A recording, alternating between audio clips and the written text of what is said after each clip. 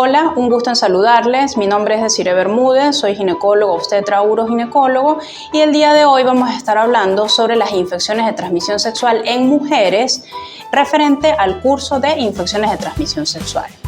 Entonces vamos a comenzar definiéndolas. Como definición tenemos que son todas aquellas infecciones que se transmiten principalmente a través del contacto sexual. Su transmisión ocurre cuando se presenta un comportamiento sexual de riesgo, el cual puede definirse como el antecedente de por lo menos un contacto sexual sin protección, es decir, sin el uso de condón, con una persona de la cual se ignora si se tiene o no una ITS o se conoce que la tiene. Entonces, las infecciones de transmisión sexual fundamentalmente se producen durante las relaciones sexuales penetrativas de pene o lengua a vagina, ano o cavidad oral. Algunas también son transmitidas de la madre al feto durante la gestación, el parto o la lactancia o a través del contacto sanguíneo. El término incluye el estadio asintomático, ya que esta puede ser compatible con la existencia de lesiones subclínicas con potencial para la transmisión, razón por la cual se prefiere la denominación de infecciones de transmisión sexual en vez de enfermedades de transmisión sexual que se utilizaba anteriormente. Esto porque las infecciones de transmisión sexual en fase subclínica también pueden producirse, se puede producir la transmisión. La susceptibilidad es general y a excepción de las hepatitis víricas, los episodios pasados no dejan inmunidad, por lo que persiste la posibilidad de una reinfección ante una nueva exposición, incluyendo la reinfección desde la propia pareja si no se trata a ambos. Esto es importante tomarlo en cuenta porque ellas pueden generar episodios de reinfección a pesar de que la persona reciba tratamiento, porque ellas no dejan inmunidad. No pasa como con las hepatitis, que dejan inmunidad y de alguna manera le ofrecen protección a la paciente. Con el resto de las ITS no ocurre eso. Las infecciones de transmisión sexual son producidas por bacterias, virus, parásitos, protozoos y en el caso de los hombres por hongos. Van a conseguir en alguna literatura que el hongo va a producir infecciones de transmisión sexual, pero esto principalmente ocurre en los hombres y ya les voy a explicar el por qué. En cuanto a los agentes causales, tenemos las bacterias, que ya lo había comentado, como Neisseria gonorrea, Treponema pallidum, Chlamydia trachomatis y Mycoplasma genitalium. ¿Qué enfermedades o qué síndromes van a producir estas bacterias en la mujer? Neisseria va a producir cervicitis, endometritis, salpingitis, enfermedad inflamatoria pélvica, infertilidad y en el caso de las embarazadas puede producir rotura prematura de membranas. Lógicamente, las ITS tienen la particularidad de que no dan una sintomatología manifiesta. Lo que sí tiende a producir son una serie de complicaciones, por eso es que es importante hacer énfasis en la cierta sintomatología que puede dar para que la paciente reciba tratamiento. Treponema pallidum también puede generar en mujeres embarazadas abortos, muerte prenatal, parto prematuro. En neonatos puede producir muerte prenatal o sífilis congénita. La Chlamydia trachomatis puede producir cervicitis, endometritis, salpingitis, todas las complicaciones asociadas a un cuadro que no recibe tratamiento. Enfermedad inflamatoria pélvica, infertilidad, rotura prematura de membranas en el caso de las embarazadas y Mycoplasma genitalium, que también es una bacteria causante de ITS, vaginosis bacteriana y más enfermedad inflamatoria pélvica. Ureaplasma también tiende a generar las mismas complicaciones. El Haemophilus ducreyi o el chancro blando en ambos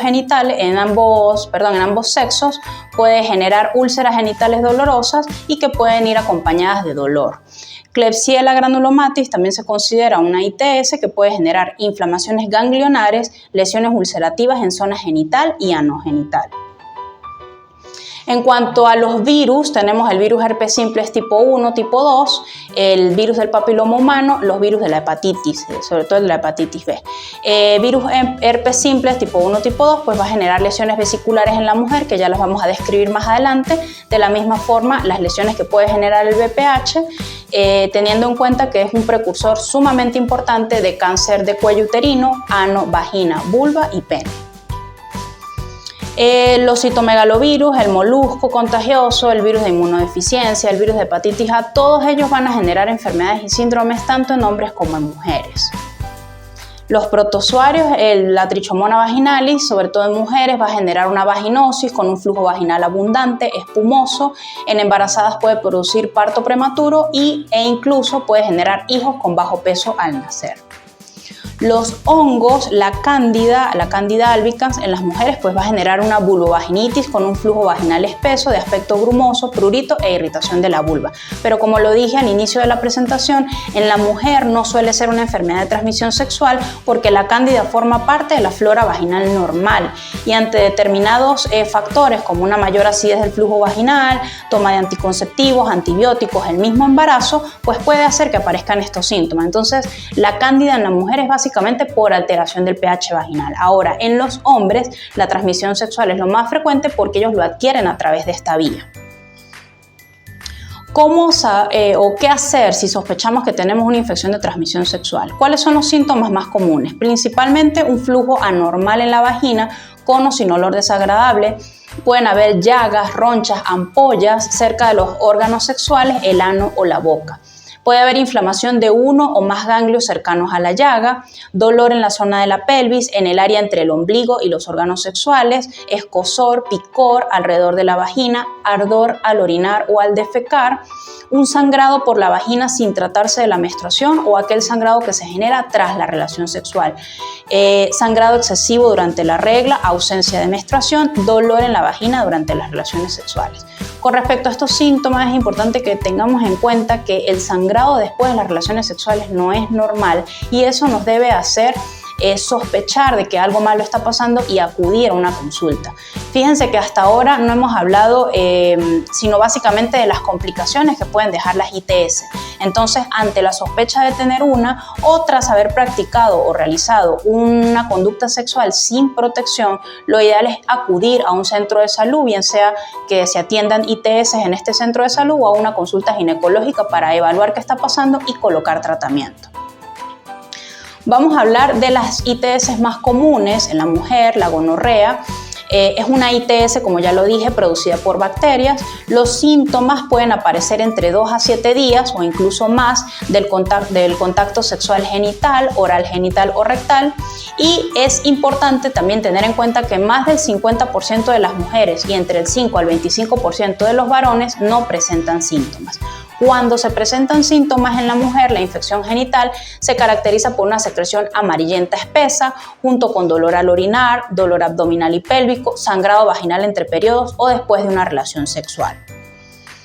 Si genera alguna infección faríngea a nivel de garganta, esta suele ser asintomática, pero también puede haber dolor de garganta o inflamación a nivel de los ganglios del cuello. En las articulaciones, la gonorrea también tiende a ser una afectación, pudiendo presentarse articulaciones edematizadas, hinchadas, calientes, extremadamente dolorosas, especialmente durante el movimiento. También esta puede generar síntomas a nivel del recto, los cuales incluyen comezón anal, secreción del recto similar al pus, manchas de color rojo brillante y un dolor importante al hacer o un esfuerzo importante al hacerla cuando vamos a defecar. El diagnóstico de esta ITS se hace principalmente a través de un hisopado o con una muestra de orina. Contrario a lo que sucede con otras ITS, que el diagnóstico se puede hacer por un examen de sangre, la gonorrea solo se diagnostica por un cultivo o un hisopado que se hace a nivel vaginal. En los ojos también tiende a haber alguna afectación, puede causar dolor ocular, sensibilidad a la luz e incluso irritación o secreción a través de los mismos.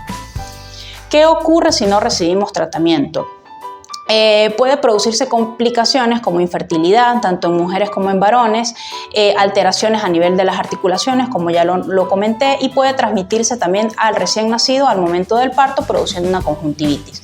Entonces, ¿qué pasa? Que muchas veces con respecto a la infertilidad son mujeres que tienen 6, 12 meses teniendo relaciones sexuales con su pareja estable, sin tener preservativos, buscando hijos. Son aquellas pacientes que no logran embarazo y cuando hacemos un examen ginecológico exhaustivo, pues encontramos que hay alguna ITS que es la que está produciendo infertilidad. ¿Por qué? Porque recordemos que puede generar cervicitis, salpingitis, enfermedad inflamatoria pélvica que hace que no se logre un embarazo de manera adecuada.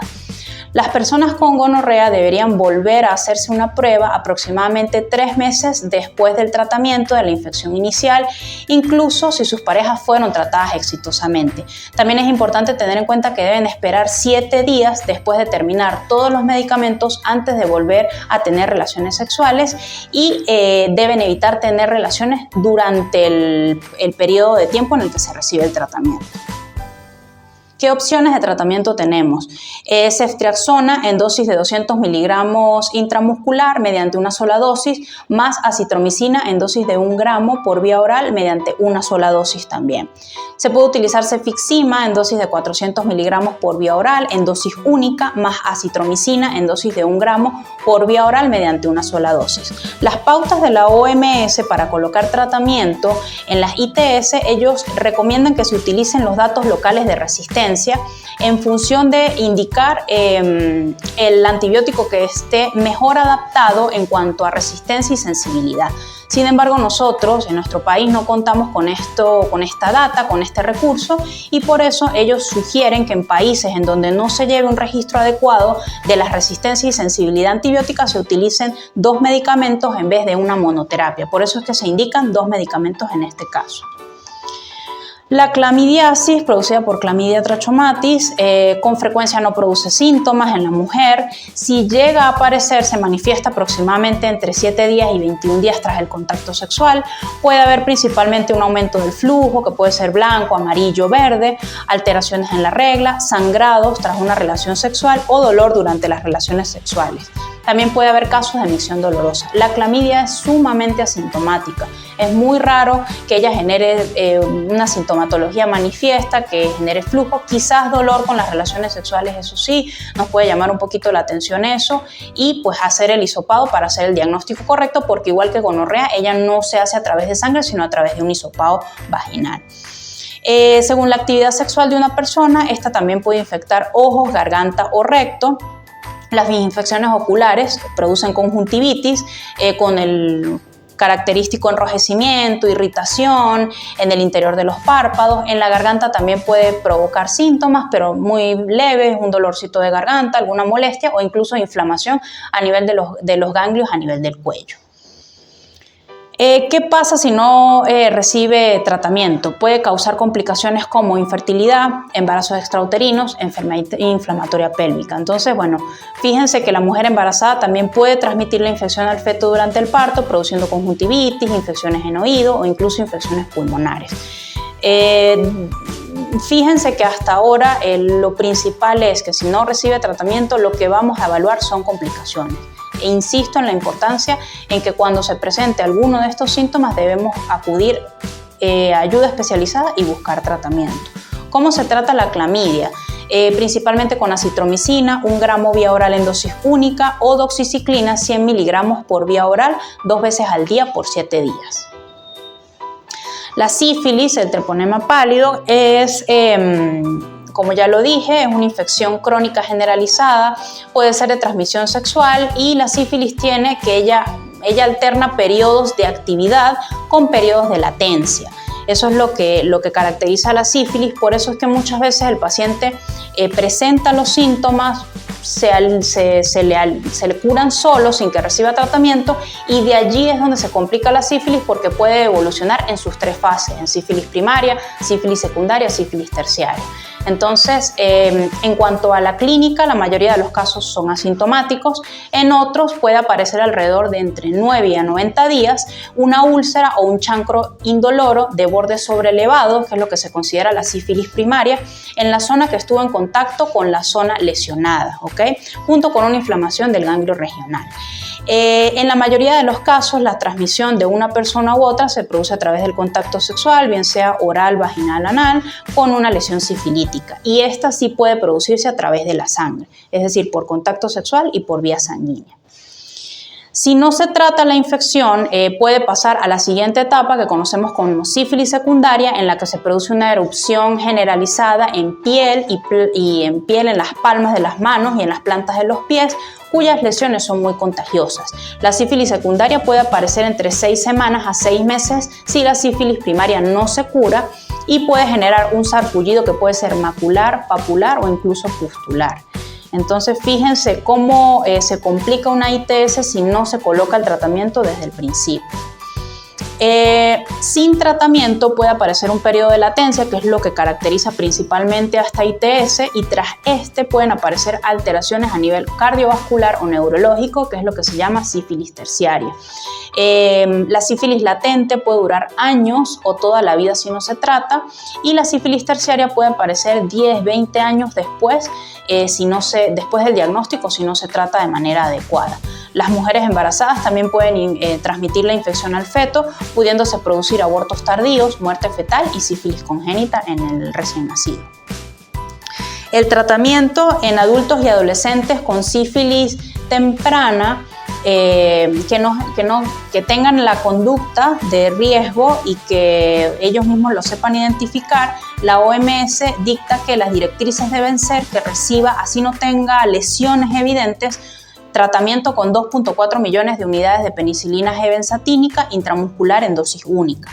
Ahora, en lugar de que no reciban tratamiento, aquellos adultos y aquellos adolescentes con sífilis temprana que sí presenten lesiones, de la misma forma, 2.4 millones de unidades de penicilina G benzatínica intramuscular en dosis única, en lugar de colocar 1.2 millones de unidades de penicilina G procaína durante 10 a 14 días por vía intramuscular. Ellos prefieren una dosis única a utilizar pautas de tratamiento por 10 a 14 días. En aquellas personas que son alérgicas a penicilina, se recomienda eritromicina a dosis de 500 miligramos por vía oral 4 veces al día durante 30 días o un mes de tratamiento.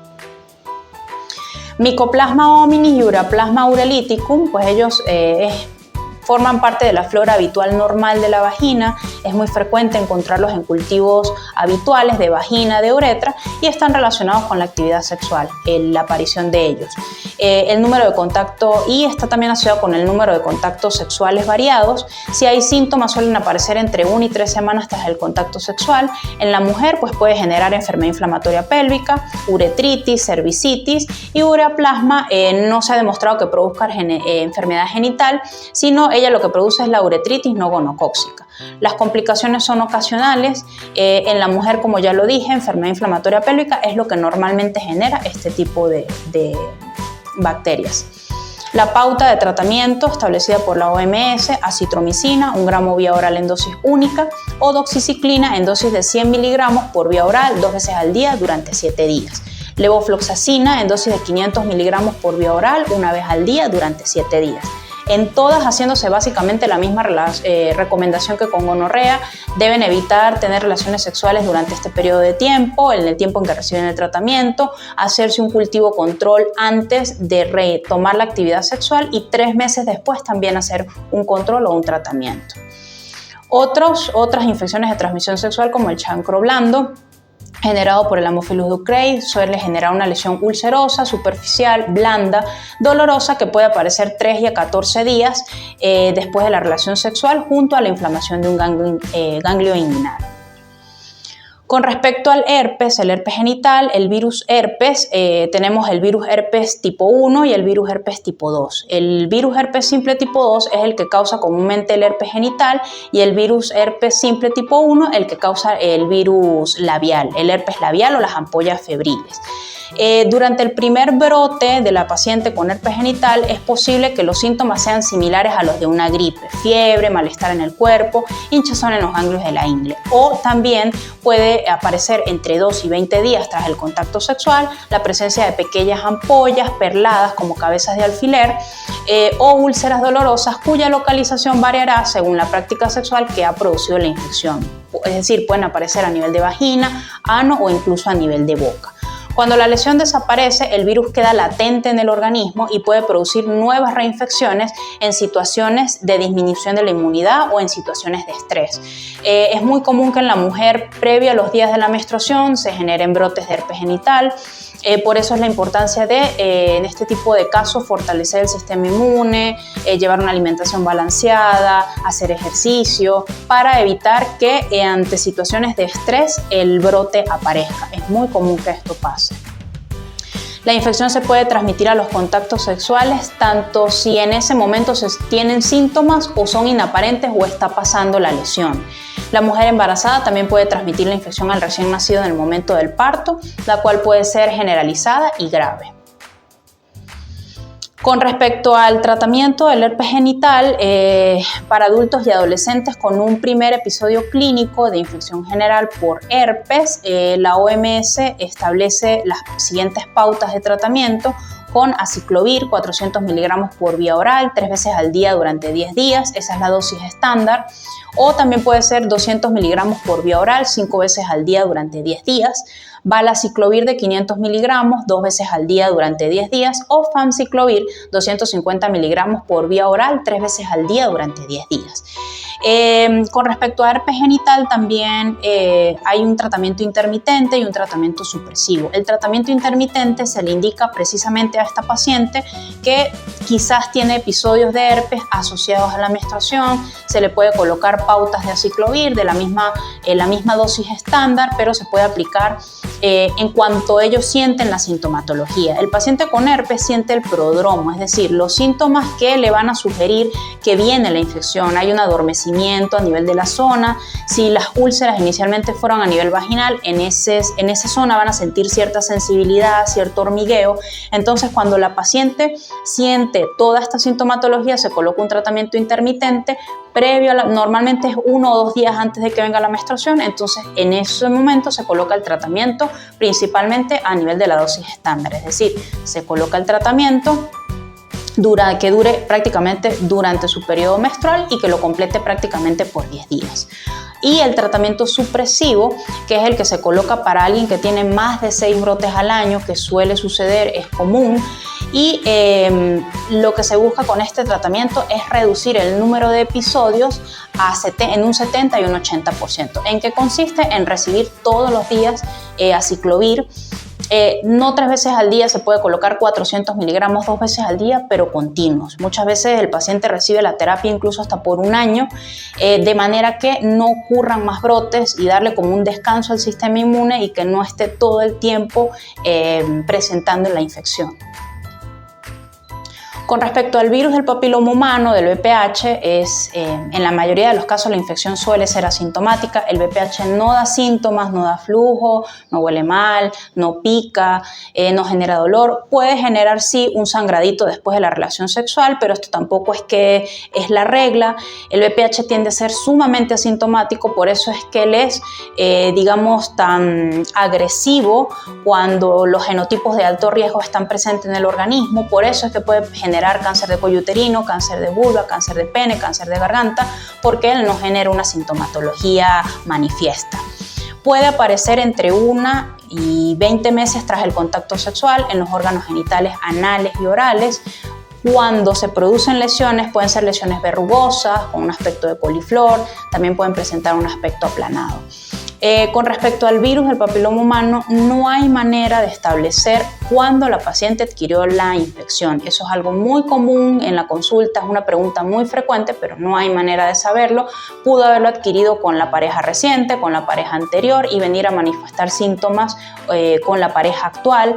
De allí la importancia de los controles citocolposcópicos anuales, porque es una infección viral sumamente asintomática que la podemos detectar por lesiones microscópicas que solamente nos los va a decir el Papá Nicolau o la colposcopia, por lo que ella no da síntomas manifiestos. Con respecto al virus del papiloma humano, determinados tipos se consideran precursores del cáncer de cuello uterino o de los genitales externos. Hay más de 100 genotipos de VPH. Los que normalmente producen cáncer de cuello uterino son el 16 y el 18. Entre los dos, sobre todo el 16, es el que tiende a generar más casos de cáncer de cuello uterino. Y los otros también tienden a generar lesiones, pero de bajo riesgo, por ejemplo el VPH 6 y el 11, que es el que genera las lesiones a nivel vulvar, las que se pueden ver, las verrugas que muchas veces pueden encontrar en los genitales externos. Como ya lo dije, pues se puede transmitir a los contactos sexuales y el recién nacido también puede contraer la infección en el parto por vía vaginal si la madre presenta verrugas en ese momento. ¿Okay? Con respecto al tratamiento del VPH, realmente es individualizado, depende de la sintomatología que presente la paciente en lo que consigamos al examen físico. Si son verrugas a nivel de los genitales externos, pues prácticamente se pueden retirar, bien sea con cremas que generan algún tipo de método, una reacción química que hace que la verruga caiga, o se pueden retirar también a través de otros procedimientos de consulta con anestesia local. Con respecto a las lesiones a nivel del cuello uterino, depende de la lesión a la cual nos estemos enfrentando, si son lesiones intraepiteliales de bajo grado, lesiones intraepiteliales de alto grado, todo va a ir en función de lo que consigamos al examen físico. O sea, el tratamiento con respecto al BPH no es estandarizado, no hay una pastilla, no hay una inyección que nos permita decir, mira, tómate esta pastilla que con eso se te va a quitar la infección. No, eso son, si vemos a nivel del cuello uterino lesiones, lo ideal es biopsiarlas, quitar el área de lesión para saber qué tan profunda está la lesión. Está ahorita muy conocida la presencia de las vacunas, eso no es algo nuevo, aproximadamente desde el 2004-2006, países como Canadá, como Estados Unidos, Gran Bretaña, ellos realizan jornadas de vacunación a su población femenina, evidenciando hoy en el 2024 mucha disminución en las tasas de cáncer de cuello uterino. Entonces, en nuestro país está todavía un poco lejos de establecer estas pautas de vacunación, pero es bueno que conozcan que existe una vacuna contra el VPH y que está accesible a quien la pueda colocar, obviamente en medio privado. Con respecto al virus de la inmunodeficiencia humana, el VIH puede producir el síndrome de inmunodeficiencia adquirida SIDA, se puede transmitir por vía parenteral, sexual y vertical, es decir, de la madre al hijo a través de la placenta en el momento del parto o a través de la leche materna. Sí se puede producir aquellas personas que tengan conductas de riesgo, que compartan agujas, la vía sexual pues es algo ya más conocido y vertical de la madre al hijo. Tras la práctica de riesgo, deben pasar al menos 3 meses para que se puedan detectar en la analítica anticuerpos frente al VIH. La infección aguda puede no tener síntomas y puede dar cuadros semejantes a los de una gripe. Es aquella paciente que todo el tiempo está con una gripe, no mejora.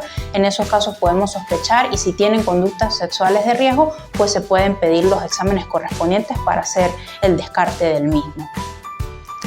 Con el paso del tiempo y sin tratamiento específico antirretroviral, el VIH puede producir un progresivo deterioro del sistema inmunitario, apareciendo síntomas poco específicos, diarrea, disminución de peso, hasta llegar a una fase más avanzada de la enfermedad con aparición de las denominadas infecciones oportunistas causantes del SIDA. Sin embargo, gracias al tratamiento actual, el periodo asintomático se ha alargado notablemente. La presencia de una infección de transmisión sexual hace que el riesgo de transmisión de VIH sea mayor. Es decir, si tenemos la presencia de herpes, gonorrea, alguna de estas otras ITS, pues hace que para el VIH el instaurarse en el organismo y generar lesiones sea mucho más fácil. La carga viral alta o la seroconversión durante el embarazo también favorece la transmisión del VIH al recién nacido. No necesariamente toda la paciente con VIH le va a transmitir la infección al recién nacido. Eso sobre todo sucede en pacientes que no llevan un control adecuado de la enfermedad y tienen una carga viral alta. Con respecto al virus del Epstein-Barr, que también es una infección de transmisión sexual, se produce normalmente a través de la saliva, que es la denominada enfermedad del beso. La mayoría de las veces no da síntomas y en algunos casos puede aparecer inflamación de los ganglios, fiebre y afectación de la garganta, produciendo la mononucleosis infecciosa. En algunos casos puede producir también aumento del tamaño del hígado o del vaso, generando un dolor abdominal difuso, que básicamente es lo que lleva a hacer el diagnóstico. Bueno, ya hemos hablado de todas estas ITS, ahora importante hacer énfasis en cómo se pueden prevenir. Principalmente la recomendación que se da es usar condones de látex de manera correcta y consistente. Sin embargo, el usar preservativo no las protege del todo contra una ITS porque el condón va a cubrir pues, principalmente el pene. Si hay lesiones a nivel de la pelvis, fuera del área que cubre el condón, pues van a tener una conducta de riesgo, van a tener un riesgo de adquirir una ITS. Limitar la cantidad de parejas sexuales sería lo recomendable. Hacerse pruebas de ITS regularmente, sobre todo si son personas con conductas sexuales de riesgo, que tienen varias parejas, que no tienen alguna regularidad con respecto a eso, pueden hacerse pruebas de ITS regularmente. Y comunicar con sus parejas o hablarlo sobre el estado de las ITS. Esto también es sumamente importante. Si tienen una, pues lo ideal es que lo conversen con sus parejas, si es una pareja estable. Perder un poco la pena, ¿por qué? Porque si no reciben tratamiento los dos, pues lamentablemente la mujer va a recurrir, va a haber cierta recurrencia, no va a haber mejoría. ¿Por qué? Porque no se está tratando a la pareja. De allí la importancia de que exista esa comunicación al momento del diagnóstico de una ITS. Con esto concluyo mi exposición. Muchas gracias.